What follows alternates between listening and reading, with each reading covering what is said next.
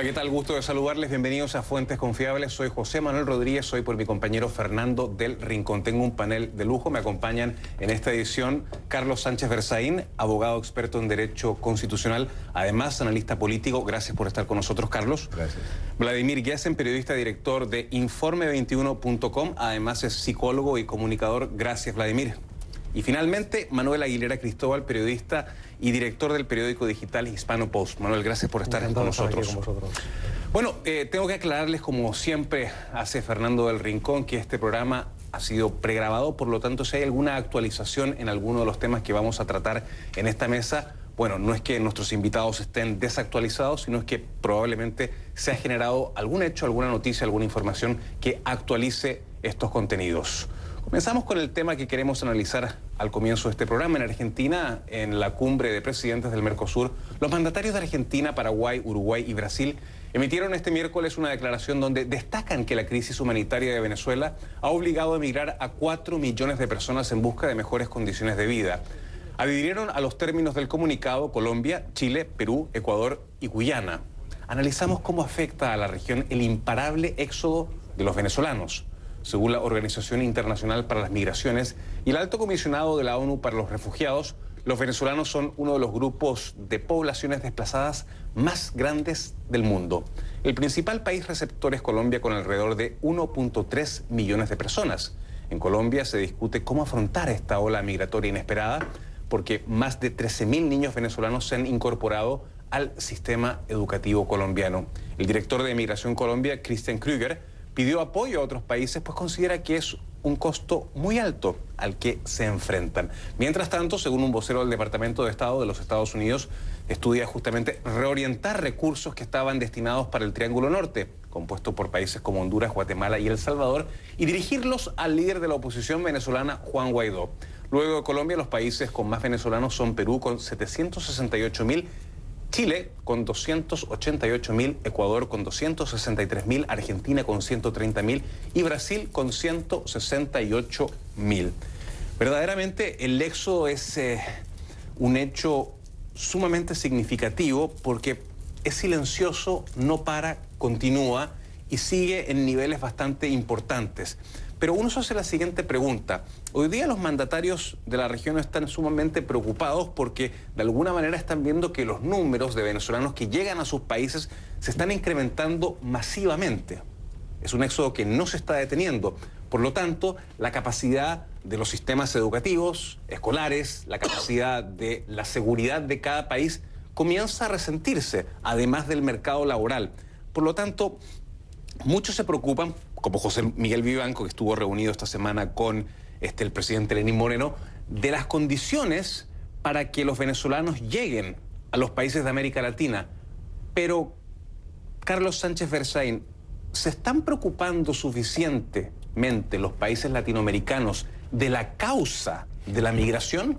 Bueno, el tema es ese, ¿no? Estamos atendiendo los síntomas, estamos sufriendo las consecuencias que la Convención de Palermo contra el Crimen Organizado Transnacional llama efectos sustanciales en terceros estados por crímenes que se cometen en Venezuela. Y se está tratando de dar paliativos a la emergencia, al dolor temporal, que es muy importante, pero no se está atacando la causa. Y la causa es la dictadura castrochavista de Venezuela, respecto a la cual estos países afectados tienen la obligación de una acción más proactiva. Porque la dictadura de Venezuela sobrevive porque lleva adelante una estrategia muy fuerte de sobrevivencia, articulada internacionalmente, y no hay iniciativa que vaya a quebrar aquello.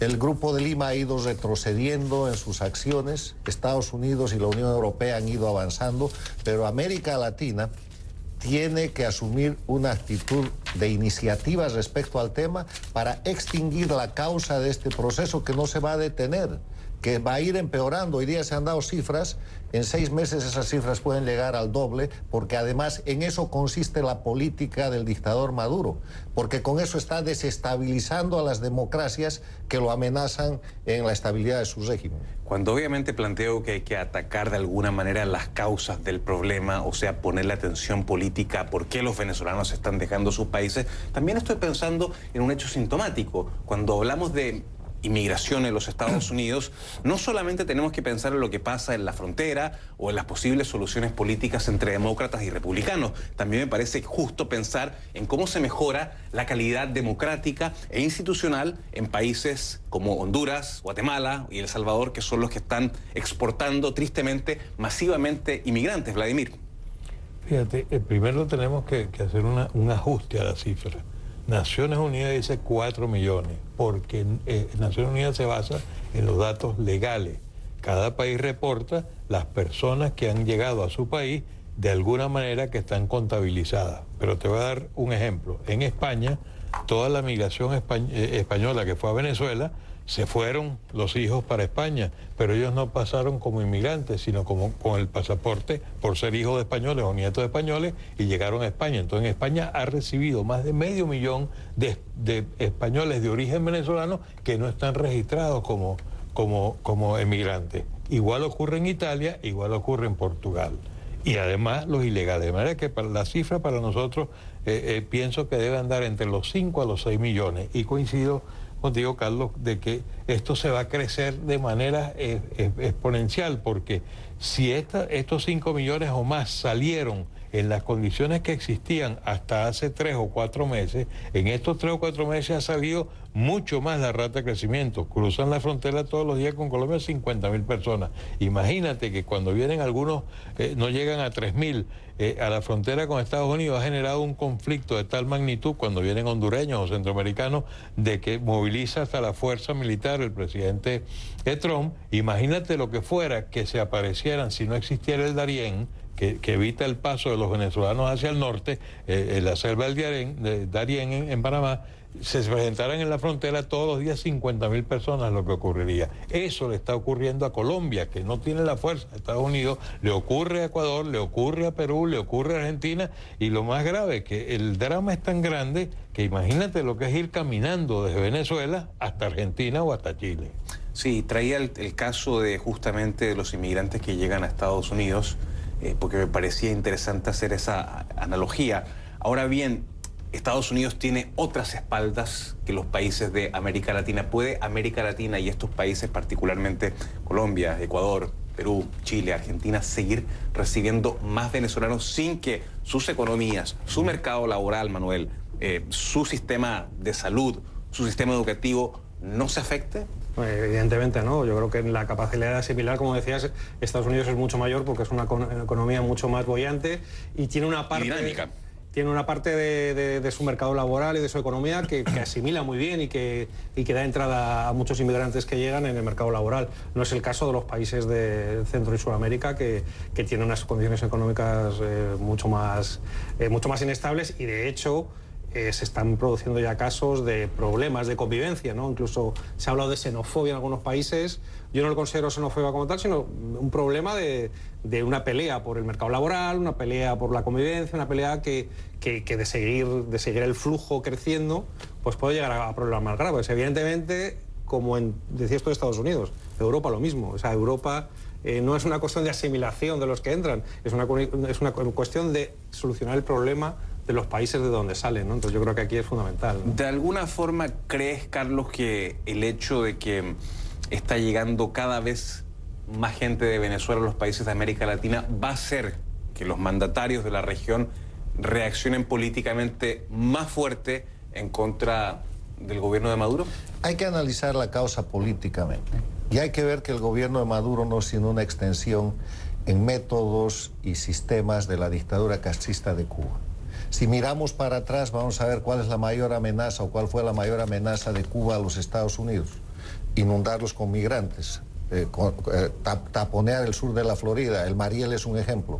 Eso se llama una política de agresión. Y esa misma política están ejecutando los castristas en Venezuela, inundando toda la región para perjudicar a los países que defienden la democracia. Colombia es su objetivo. Ecuador con Lenín Moreno, con Correa no hubiera tenido ese problema. En la Bolivia de Evo Morales no hay inmigrantes venezolanos. ¿Por qué? Porque llegaron 20 y los expulsó y los metió presos y los iba a devolver a Venezuela.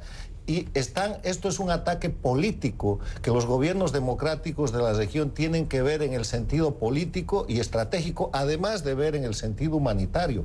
Plantear la migración de venezolanos en América Latina como un simple hecho humanitario es prestarse al completo del juego del castrochavismo. Hay que mirarlo como un hecho político de agresión y tratarlo en consecuencia, no en perjuicio de los inmigrantes, sino en relación al foco que está produciendo esto, repitiendo viejas prácticas de la Guerra Fría.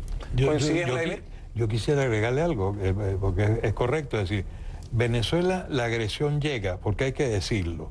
Es decir, lo que tú señalabas de que, Manuel, de que hay xenofobia. Es que está ocurriendo. La mayoría de las personas que vinieron del Mariel eran cubanos que estaban buscando la libertad, pero Fidel Castro aprovechó para soltar delincuentes y mandarlos como personas del Mariel. Incluso cometió un crimen, en mi opinión, cuando fue a los psiquiátricos también e hizo lo mismo.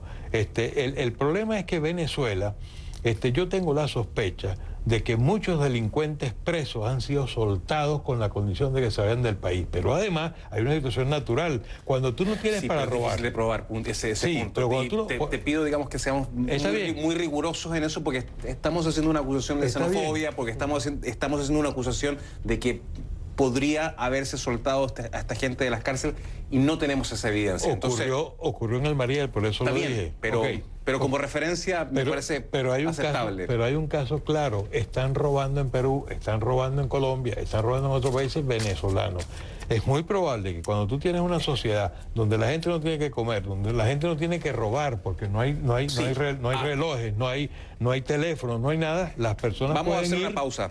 Vamos a hacer una pausa. Voy allí y hago eso. Sí, vamos a hacer una pausa y por supuesto que después vamos a seguir conversando sobre qué pasó con Juan Guaidó, su momentum, qué pasa con las negociaciones, qué pasa con las sanciones. Seguimos analizando el tema de Venezuela después de la pausa. Gracias por seguir en sintonía de Fuentes Confiables. Este éxodo venezolano tiene consecuencias de difícil contención. Un informe publicado el viernes por el Alto Comisionado de la ONU para los Refugiados señaló que al menos 14% de los migrantes venezolanos en la región recurrió a la mendicidad en la ruta desde su país hasta el lugar de destino y otro 2% al sexo de supervivencia. Esto genera presión a los países receptores, pero también en ocasiones ha dado un empujón a la economía nacional. Es el caso del Perú. El gasto realizado por los inmigrantes venezolanos representó un aumento del 0.33 puntos porcentuales de los 4 puntos de crecimiento que registró el Producto Interno Bruto peruano durante el año 2018, de acuerdo con un informe del Banco Central de ese país. El Banco Mundial señaló que en 2018, que aunque el impacto inicial es difícil de asimilar y representa un reto para los países receptores, con el tiempo genera 3 ventajas. La primera, la expansión de la oferta laboral. La segunda es la contribución con el fisco y la tercera, y aumento de bienes y servicios a menor costo.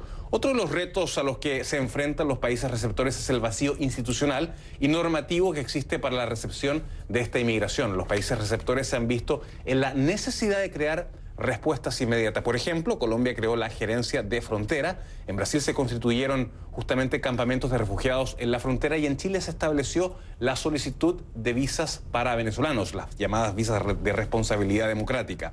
Es un fenómeno que va en aumento y por las circunstancias políticas y sociales que atraviesa Venezuela, pareciera que no se detendrá en el corto plazo. Lo conversábamos, es un hecho que desgraciadamente no parece que se va a detener, pero sí, mientras obviamente que generan un costo social por una parte, porque esos venezolanos, digamos, tienen necesidades de salud, educativas, de seguridad, pueden de alguna manera estresar el mercado laboral, pero también contribuyen a la economía, como contribuyen los inmigrantes en Estados Unidos. Quien sí que creo que es más feliz en esta situación es el propio gobierno venezolano, porque lo que creo que está claro es que ninguna de esos 4 millones de personas está a gusto con el actual gobierno, con el gobierno del señor Maduro, para no entrar en legitimidades, ¿no? Yo creo que esas personas que se van, primero se fueron las clases altas, luego las medias, al final se va todo el mundo, es porque ni política ni económicamente están felices en el propio país, ¿no? Entonces yo creo que esos 4 millones van a ser necesarios en la solución, que no sé si hablaremos de ella en unos momentos, sin pero duda. Esos 4 millones tienen que contribuir a la solución del problema venezolano y sería mucho mejor que lo hicieran desde la propia Venezuela. Claro, y desde luego que también están contribuyendo a la economía venezolana, imagino, enviando divisas y remesas como ocurre siempre con los inmigrantes que de alguna manera tienen nexos con sus propios países. Carlos Sánchez Berzoain, ¿las sanciones han funcionado? Las sanciones hay que verlas desde el punto de vista del objetivo que tienen. Las sanciones tienen el objetivo de retirar la dictadura. Y lo que hacen es tratar de estrangularla, y no falta gente que, como la delegada de Derechos Humanos de las Naciones Unidas, la expresidenta Bachelet, diga las sanciones empeoran la situación. Aquí todo depende de cuál sea el objetivo. El objetivo es que la dictadura termine, y las sanciones en ese sentido sí han funcionado y deberían acrecentarse hasta que la dictadura sea retirada para que cumplan su objetivo. Eso trae consigo un sufrimiento o algún tipo de presión sobre la población. Es como los bombardeos sobre Berlín. O sea, población civil, obras de arte, una cantidad de patrimonio ha desaparecido, pero Alemania ha sido liberada del nazismo. No estamos hablando de un bombardeo, estamos hablando de medidas de presión hechas en democracia, con los anticipos y los anuncios adecuados, de donde el responsable en las sanciones termina siendo el régimen. Porque el régimen castrochavista de Venezuela, para que no haya más sanciones, si tuviera algún aprecio por su pueblo, en vez de seguir matándolo, torturándolo, encarcelándolo y recibiendo además sanciones, debería retirarse. Vladimir. Sí, las sanciones tienen hay un doble efecto allí. Por un lado, lo que tú señalabas en el sentido de que se necesita que esa gente que se va, que es en Venezuela, y no se vaya, porque se están yendo, en teoría, los que no están de acuerdo con el gobierno. Pero por el otro lado, las sanciones le solucionan al gobierno algunos problemas, porque así como se incrementa la necesidad educativa, la necesidad de hospitales, las necesidades en los otros países, disminuyen en Venezuela por ese otro lado. Y aparte de ello, sin embargo, las sanciones sí han logrado un efecto. El efecto es que han obligado al gobierno a sentarse a negociar en serio, en el caso de la mesa de Noruega, que tienen que ir, aunque sea para cumplir una misión de que estoy yendo. Pero lo cierto es que en tanto que las sanciones, como amenazó ahorita la Comunidad Europea, que si no hay un acuerdo va a haber más sanciones, las sanciones poco a poco van cerrando todos los caminos del gobierno. Entonces el gobierno se dice que quiere ganar tiempo con el diálogo, pero ¿ganar tiempo para qué? ¿Para que Venezuela esté peor? ¿Para que se aceleren más las condiciones en contra del gobierno? No, no necesariamente, pero para que su contraparte, Juan Guaidó, pierda su momentum, como aparentemente lo ha perdido, para que el gobierno, digamos, se afiance, porque si vemos la realidad de Venezuela en enero y la comparamos ahora prácticamente a fines de julio, es otra completamente. La legitimidad, entre comillas, legitimidad que hoy día tiene Maduro en Venezuela es otra, es diferente. Entonces, creo que en ese contexto, cuando tú hablabas de negociación, la negociación, ¿qué ha traído, Manuel Aguilera? Bueno, pero yo creo que antes de eso hay una gran ansiedad siempre con los plazos venezolanos. O sea, las sanciones queremos verlas, se proponen un día y el día siguiente ya estamos sacando conclusiones. Tú ahora decías enero, pues yo te digo, pero vámonos 6 meses atrás. O sea, al final depende de cuándo mires la perspectiva, y estamos hablando en periodos de...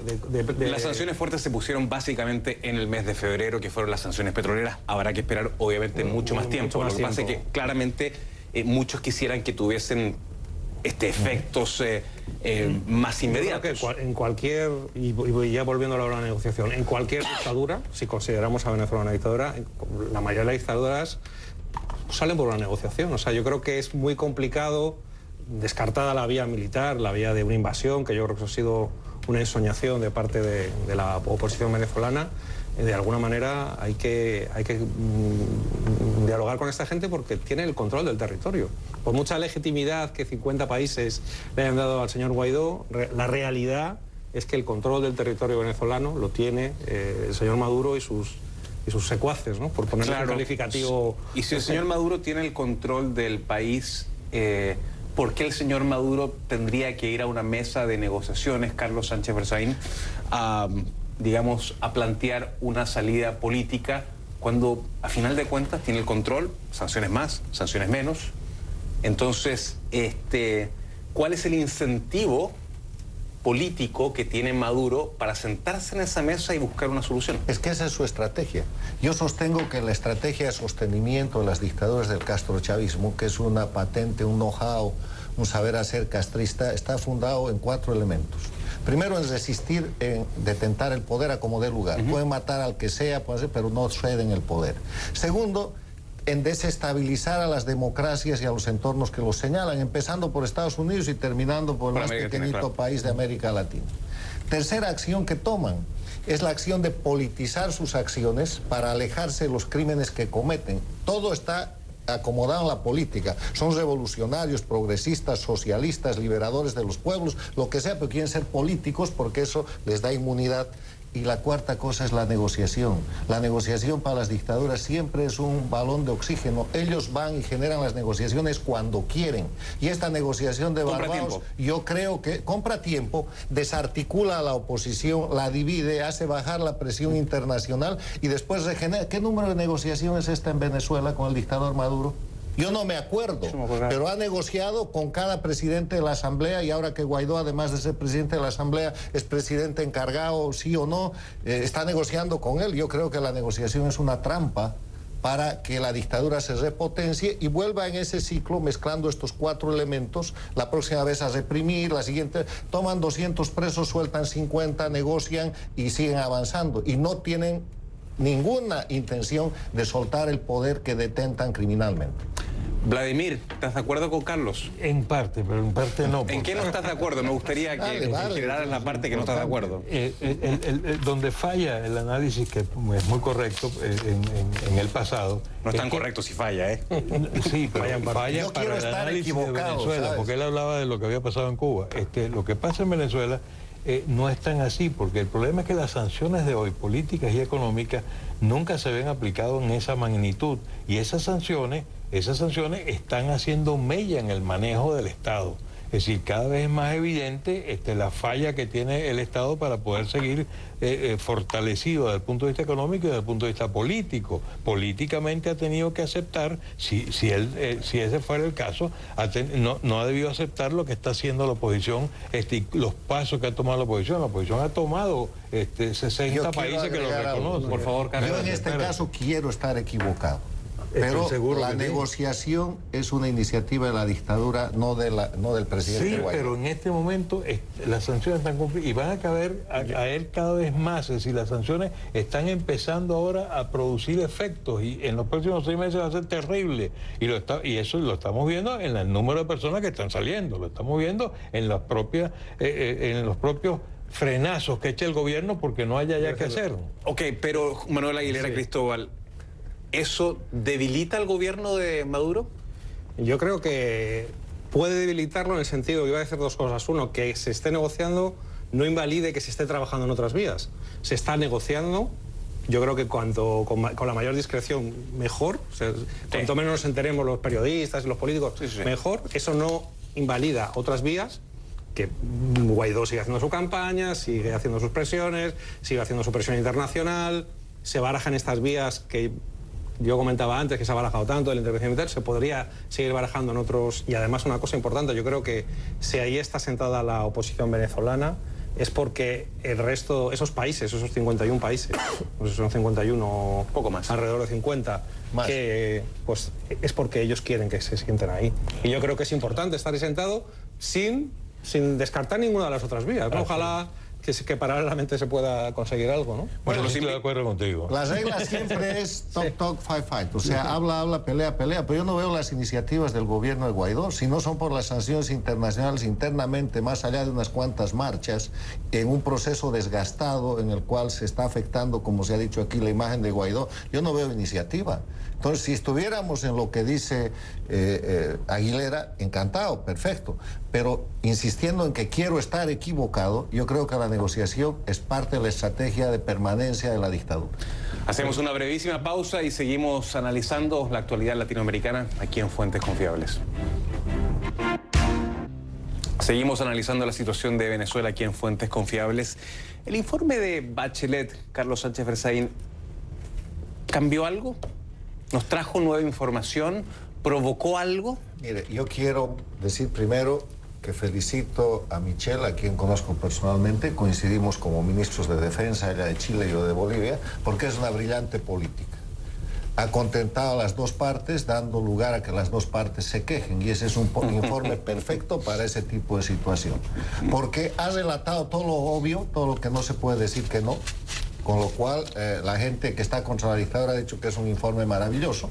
Y en la otra mano se ha referido al régimen como gobierno, a Maduro como presidente, y ha terminado, después de echarle la culpa a Estados Unidos por el tema de las medidas de sanción, ha terminado convocando al diálogo, que es lo que está en mi criterio en la agenda de la dictadura. O sea, felicidades, Michelle, el informe sirve para especular y para todo lo que quieran, pero muestra la brillantez de una política con experiencia. La cara de Manuel Aguilera me da la impresión de que discrepa un poco con el... Porque además, Carlos lo ha dicho antes, ¿no? Que no hay que tratar al enemigo, o sea, que no juega con nuestras mismas cartas, en ese sentido, que Michelle Bachelet, que una persona de la trayectoria, de la ideología, de tantos trabajos conjuntos, de tanta propaganda conjunta históricamente con el chavismo, haga este informe, a mí me parece un torpedo en la línea de flotación del chavismo brutal. O sea, en su aparato de propaganda, que Bachelet se refiere a los términos en los que se ha referido a... Pero o sea, digo por ver el vaso medio lleno, ¿no? Yo ahí los veo medio lleno. Es lo obvio, ¿qué podría decir que no? Pero estábamos temiendo, muchos se habían puesto ya la venda entre... Mucha gente de la oposición venezolana ya la estaba insultando, había dicho que no iba... Su capacidad política, al final, dos veces lo ha presidenta dicho, ¿no? de Chile, candidata, mujer... Carlos, hay un hecho contundente. Ahí quedó evidenciado crímenes de lesa humanidad. Eso, en manos de la Corte Penal Internacional, fortifica toda la causa de investigación que se ha logrado ya que se investigue. Eso es fuerza para que se abra un juicio ojalá, a las autoridades por eso. Y dicho por una dirigente de izquierda. Y sirvió para que la Comunidad Europea diga que va a sancionar a los culpables. Yo estoy esperando esas sanciones porque no va a sancionar la Comunidad Europea precisamente al tenientico y al sargentico. Ellos van a actuar sobre los directivos de ese infame policía, que seguramente va a tener la fuerza de lo que hizo Bachelet. Hay dos maneras de sancionar a los criminales que manejan el régimen castrochavista en Venezuela. Una es que pierdan el poder y todas las disposiciones internacionales, incluida la Haya, que brilla por su ineficiencia, se apliquen. Y la otra es que se aplique la Convención de Palermo contra la delincuencia organizada transnacional. Ok, pero ahí no funcionaría el informe de la Bachelet como un contundente prueba de que hay tortura, de que hay crímenes de lesa humanidad. Como un principio de prueba, como todo, porque inclusive en la Haya se presume la inocencia de los acusados. Si no hubiera informe, no habría principio. Está bien, yo acompaño el entusiasmo, pero déjame reconocer la brillantez de una política de experiencia internacional que es de izquierda, pero que es muy diferente al castrochavismo, aunque ha sido una adoradora y una seguidora del castrismo. Había fotos con pero Fidel y con un elemento. Bachelet, que yo no coincido en muchas cosas con ella y no la voy a defender, ha hecho izquierda democrática en Chile y ha sido presidenta 2 meses y ha perdido las elecciones y no ha cambiado la constitución y ha respetado las reglas de la democracia.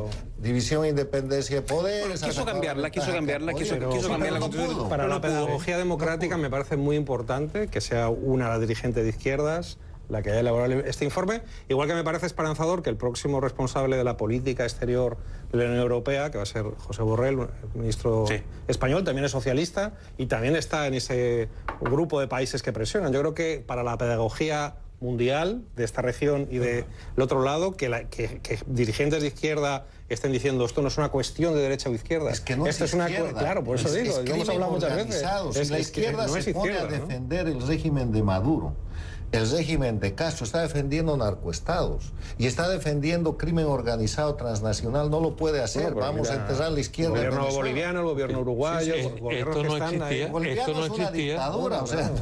Pero esto no existía hace 6 meses. Está bien, bravo por Bachelet, pero... Y bravo porque la oposición de Guaidó logró este resultado, porque estamos viendo que la situación hoy es distinta hace 6 meses.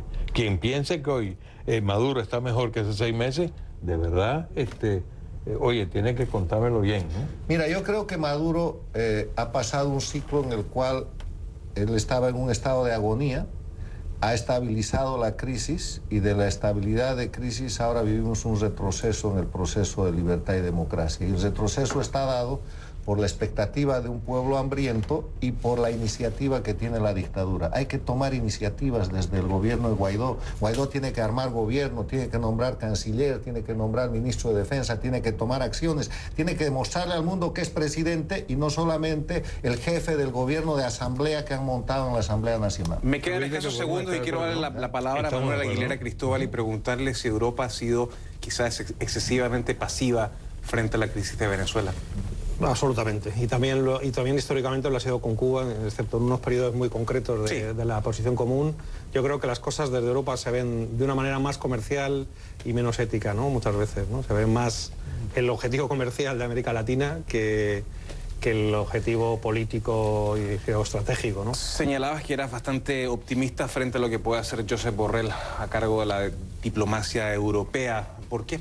Bueno, creo que es una persona con una experiencia muy grande en el tema de las relaciones internacionales y bueno, yo lo he visto muy contundente en sus afirmaciones sobre Venezuela y de hecho el gobierno de España, a pesar de que tenemos un presidente socialista, reconoció al señor Guaidó rápidamente, ¿no? y con mucha contundencia. Entonces eso me hace tener esperanzas de que esta vez sí la Unión Europea va a ser contundente en la Ahí hay un gran papel de la política exterior norteamericana.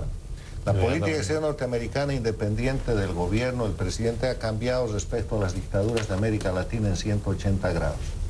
Y ha empezado a ejercer su poder diplomático. Yo celebro que el gobierno español esté tan razonable, pero es porque tiene que proteger las relaciones comerciales con Estados Unidos, que después de que el gobierno habilita la ley Helms-Burton, aclara muy bien la cosa con España. No, y antes con Venezuela no había tanta firmeza por empresas españolas en Venezuela, Repsol, etcétera, que tenía intereses. Al final el tema del dinero manda, ¿no? El dinero manda, don dinero. Y de don dinero nos vamos a la pausa porque vamos a cambiar de tema al regreso de publicidad. Vamos a hablar de Odebrecht en América Latina, por supuesto también del arresto del expresidente Alejandro Toledo en California. Pausa comercial y seguimos con más en Fuentes Confiables.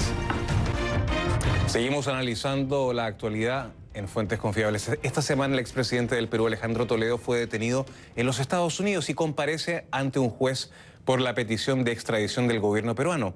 Toledo es requerido por la justicia de su país por sus supuestos vínculos con sobornos de Odebrecht. Debatimos qué sucede con las diferentes investigaciones que rodean al caso Odebrecht en 12 países. Un exdirectivo de la empresa que se encuentra bajo investigación aseguró que habían depositado 35 millones de dólares en sus cuentas por concepto de sobornos. Toledo se ha declarado inocente de los cargos que se le imputan en relación a esta empresa. Antes de Toledo ya mandatarios peruanos han sido señalados por este caso: Ollanta Humala, Pedro Pablo Kuczynski y Alan García.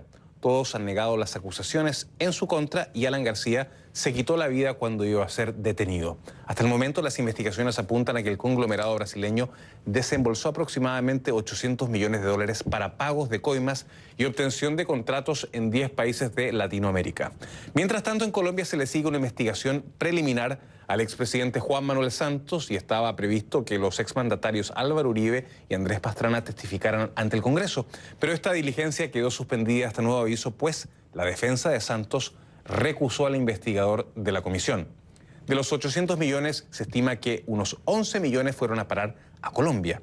En México, las pesquisas apuntan al exdirector de Pemex, Emilio Lozoya, pero su abogado insiste en que su cliente es solo un chivo expiatorio de la gestión de Enrique Peña Nieto.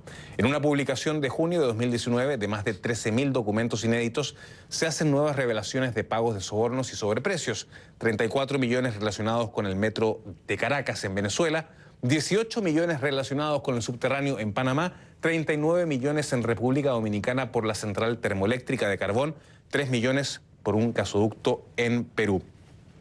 Carlos Sánchez Berzoain, el presidente Toledo está en problemas. Te preguntaba anteriormente, ¿cómo ves el tema de la prisión preventiva en el caso de Perú? Se ha discutido por el caso de Alan García, se ha discutido, digamos, por el caso de Keiko Fujimori también, porque son personajes de alto perfil, porque de alguna manera es una prisión preventiva, pero bueno, no es una prisión que necesariamente pueda desembocar en una culpabilidad. ¿Cómo lo ves? Son casos diferentes. En el caso de Toledo es un juez americano que en un proceso de extradición, seguramente porque ha considerado que se puede dar a la fuga o porque no tiene la suficiente credibilidad de permanecer durante el juzgamiento, lo ha de tramitar en detención. En el caso del Perú, la detención de Keiko y la detención del expresidente es de acuerdo a las leyes peruanas. Entonces, lo que le está pasando hoy día al presidente Toledo, al expresidente Toledo, es que está sometido a las leyes norteamericanas y el proceso de extradición lo ha de atender estando detenido. Le han negado la fianza.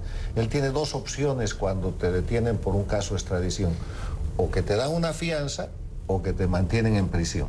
Y lo han mantenido en prisión. El juez americano expondrá, no tiene necesidad de argumentar, pero debe tener razones que se fundan básicamente en la posibilidad de fuga. Sí, exactamente. Ahora bien, ¿cómo ves el tema Odebrecht en América Latina, Vladimir? Bueno, yo creo que el tema demuestra la máxima expresión de la corrupción en América Latina, donde llegamos después de muchos años de corrupción, en democracia, en dictadura, en izquierda, en derecha. Pareciera que América Latina tiene un mal congénito que es la corrupción, pero Odebrecht organizó esa corrupción a tal nivel que llevó a grandes proporciones, y todavía yo diría que estamos en el inicio de lo que viene, porque hay muchas cosas encubiertas que no sabemos. Tú acabas de mencionar a Venezuela, acabas de mencionar varios países, México, etcétera, que bueno, son investigaciones que están empezando a andar, pero lo que quizás sea, ojalá sea Odebrecht el inicio de un proceso de reconsideración, y el caso de Alejandro Toledo ha sido muy positivo, lo que ha pasado en Perú es muy positivo. Creo que lo que ocurrió en Brasil también, y que esto conlleve a unas investigaciones profundas y lleve a la cárcel a hombres de derecha y de izquierda en todos los países que, independientemente de su posición política, han convertido a cada uno de nuestros países en una negociadera de quién me da más para ayudar más contratos. Manuel, se lo preguntaba a Carlos, el tema de la prisión preventiva ha sido discutido en Perú, ha sido un tema, no solo por el suicidio de Alan García, sino que también por el hecho de que se trata de expresidentes, de que lo estás llevando, digamos, a una detención preliminar que, digamos, puede representar algunas complejidades en caso de que sean encontrados inocentes. ¿Cómo lo ves? Bueno, está el riesgo de fuga, que hablábamos, pero también está el de la destrucción de pruebas y la alarma social, ¿no? Yo creo que son tres componentes que están en este tipo de decisiones. Yo creo que el tema de la alarma social, que seguramente está detrás de muchas de estas decisiones, es el que menos me encaja, ¿no? Porque al final hay una especie de justicia popular o de quedar bien delante del público, que además tampoco nos podemos sorprender que en América Latina los gobiernos de América Latina tengan corrupción. No es el primer caso, ni desgraciadamente será el último, pero bueno, muchas veces decisiones de jueces puede haber una presión social de colocar a ese preso, como decíamos antes, con el pijama naranja y las esposas puestas, los grilletes, pues es muchas veces una acción de cara al pueblo que en muchos casos no está justificada, ¿no? Carlos, el Departamento de Estado dice que el principal problema de Panamá precisamente es la corrupción. Odebrecht allí habría pagado unos 59 millones de dólares, está empezando a pagar una multa, entiendo, en cuotas, y Estados Unidos dice que todavía hacer negocios en Panamá, que Odebrecht todavía hace negocios en Panamá y participa de proyectos gubernamentales. Sobre esto le pregunté a la ex vicepresidenta Isabel de San Malo y se molestó bastante, porque básicamente mi tesis era: ¿cómo es posible que Odebrecht siga participando en licitaciones y haciendo negocios cuando todavía en Panamá la justicia no ha avanzado? ¿Te parece que Odebrecht debería seguir participando en licitaciones y participando en negocios en América Latina mientras no se cierran los procesos? Me lo vas a responder a vuelta de comerciales, ¿te parece? Bien. Pausa y regresamos a Fuentes Confiables. Seguimos hablando de Odebrecht en América Latina. Carlos Sánchez Fresaín, ¿puede Odebrecht seguir participando de licitaciones en América Latina, participando de obras en circunstancias de que todavía no se ha juzgado a los responsables de haber recibido coimas? En los países donde hay estas acusaciones penales no debería, porque una acusación penal por estos temas de corrupción en el ámbito del derecho estricto trae dos consecuencias. La imputación penal a las personas físicas, a los ejecutivos, porque las empresas no van a la cárcel. y la inhabilitación de celebrar contratos, por lo menos temporal, a las empresas. Algo está pasando mal en Panamá, porque si Odebrecht sigue contratando con los procesos de investigación que tienen en curso, es por lo menos sospechoso. Sí, yo coincido plenamente y llama la atención, es decir, más que eso, a los políticos que están contratando a los gobernadores o a los alcaldes, no se dan cuenta de lo que están haciendo. ¿Cuál es el costo para que un alcalde, a pesar de que lo pueda ser sometido a una requisa pública, da un contrato? Es decir, es muy sospechoso, usando las palabras de Carlos. Es que, además de cualquier obligación legal que hubiera, la estética, aquello de... No solo hay que ser como la mujer del César, no solo hay que ser honrada, sino parecerlo. Yo, si fuera un político en activo, clarísimamente buscaría otra empresa para contratar para una obra pública que no fuera Odebrecht. Es notable, digamos, que eso suceda. Sí, llama la atención. Pero fíjate que cuando entrevisté a la expresidenta de Panamá, Isabel de San Malo, ella defendía con una vehemencia la participación de Odebrecht en las obras de Panamá, que a mí me sorprendía muchísimo. Y me decía, pero es que en Panamá no tenemos empresas tan grandes. Yo no sé, pero ¿cómo en Panamá no van a haber otras empresas constructoras que se puedan, por último, conformar para X proyectos? No, además, con la inteligencia que tú tienes, le habrás preguntado a la vicepresidenta, a la ex vicepresidenta, ¿qué razón hay para creer que una empresa que es corrupta en todo el hemisferio no lo sea en Panamá? Bueno, es que llama la atención, hasta cuando uno va por la autopista, cuando yo llegué reciente aquí, veo el nombre de la compañía en una construcción, sin saber que esa compañía no tenía que ver con la latinoamericana, y dije, pero no es posible que esto esté ocurriendo también aquí. Esa es la realidad, ¿no? Bueno, básicamente Estados Unidos se escuda con el hecho de que la subsidiaria Odebrecht USA no funciona de manera independiente y no se le habría aprobado en los Estados Unidos nada. Lo que sí, obviamente, que resulta un poco singular es que desde fines de los 90, Odebrecht, que era una empresa completamente desconocida, ha hecho obras en Estados Unidos por valor de unos 6.500 millones o más. Por lo tanto, en los últimos prácticamente 20 y pico de años, esa ha sido la cantidad de dólares que ha facturado en diferentes obras, mayormente en el sudeste de los Estados Unidos. Tengo que hacer una breve pausa y ya seguimos con más de Fuentes Confiables. Seguimos repasando la actualidad en Fuentes Confiables. Hablábamos del caso Odebrecht. Argumentos finales de nuestros contertulios. Carlos Sánchez Berzaín. Bueno, dejar una constante, que los países donde se lucha efectivamente contra la corrupción son los países donde concurren los elementos esenciales de la democracia. Estado de Derecho, que quiere decir que nadie está por encima de la ley, libertad de prensa y división e independencia de poderes, cuando menos. Los países que no tienen eso están en el ámbito del encubrimiento parcial o total. De la debilidad institucional también, ¿no? Bueno, porque si no hay Estado de Derecho, no hay institucionalidad. Vladimir Gessen, tus reflexiones finales. Yo diría que Chile es un ejemplo de cómo un país bien organizado y que genera una economía de mercado sana y una democracia sana, donde funciona la izquierda y la derecha democrática, está funcionando, y por cierto, ahí no está Odebrecht. Y también llama la atención que en los países donde es todo lo contrario a Chile, donde la democracia no funciona bien ni sus instituciones, como es el caso de Venezuela y otros países, estuvo presente Odebrecht, y ahora es que falta por descubrir qué ocurrieron en esos países con esta contratista. Manuel Aguilera Cristóbal. No, he venido optimista y veo el vaso siempre medio lleno. Quiero decir que este caso que prueba algo, que es la corrupción política, que todos siempre sospechamos, pero muchas veces no comprobamos. En este caso se ha comprobado a nivel panregional, y que ojalá sirva para que los controles sobre la licitación de estas obras tan impresionantes se atengan a la ley y se hagan en concursos transparentes, en el que al final la empresa que haga esa obra sea la mejor y la que a mejor precio ofrezca a los ciudadanos de cada país, y por supuesto sin coima, ¿no? Solo puedo decir una cosa final: ojalá que esta investigación en todos los países se realice con mayor celeridad. Que me parece que eso es importante por la credibilidad de los sistemas jurídicos de todas las naciones afectadas.